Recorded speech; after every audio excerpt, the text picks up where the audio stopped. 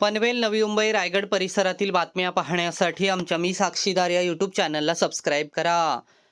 पनवेलमधील Nanasaheb Dharmadhikari उड्डाणपुलाखाली 16 February रोजी मध्यरात्री विजय नामक व्यक्तीची हत्या करण्यात आली होती. यातील आरोपी सीताराम रामू यादव उर्फ बाहुबली याला पोलिसांनी अटक केली. दारू प्यायल्यानंतर झालेल्या भांडणानंतर आरोपी बाहुबली याने विजयच्या डोक्यात दगड घालून त्याची हत्या केली होती. 17 फेब्रुवारी रोजी सकाळी 9:30च्या सुमारास नानासाहेब धर्माधिकारी उड्डाणपुलाखाली विजय नामक व्यक्तीचा रक्ताच्या थारोळ्यात मृतदेह आढळला. त्याच्या डोक्यात जड वस्तूने प्रहार करून त्याची हत्या करण्यात आल्याचे प्राथमिक तपासात आढळून आले. त्यानंतर पोलिसांनी गुन्हा दाखल करून गोपनीय बातमीदारांकडून मिळालेल्या माहितीच्या आधारे मंगळवारी रात्री 9 वाजता सीताराम रामू यादव उर्फ बाहुबली याला ताब्यात घेतले. आरोपी बाहुबली हा रात्री दारू पिऊन उड्डाणपुलाखाली आल्यानंतर त्याचा किरकोळ कारणावरून विजयसोबत वाद झाला.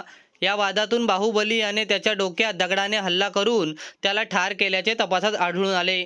त्यानुसार पोलिसांनी गुन्ह्यात वापरलेला दगड जप्त केला आहे.